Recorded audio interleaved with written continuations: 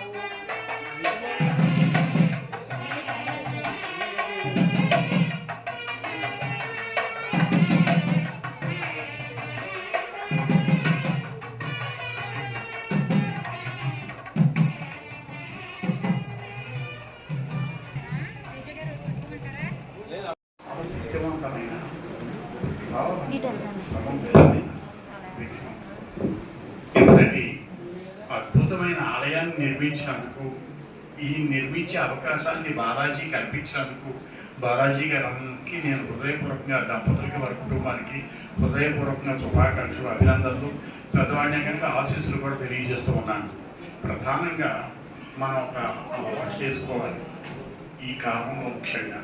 ఎందుకంటే ఒక శుక్రవారం వచ్చేసరికి ఒక వర్గం వారు ఎలా అయితే తప్పనిసరిగా వాళ్ళ ఆదాయాలకు వెళుతూ ఉంటారో, ఒక ఆదివారం వచ్చేసరికి కొన్ని వర్గాల వాళ్ళు ఎలా వెళుతూ ఉంటారో, అలా మనం కూడా ఒక దగ్గర ఉన్న ఒక ఆలయానికి వెళ్ళడం చాలా మంచి అలవాటు. ఆ అలవాటు చేసుకోవాల్సిన సమయం ఇది.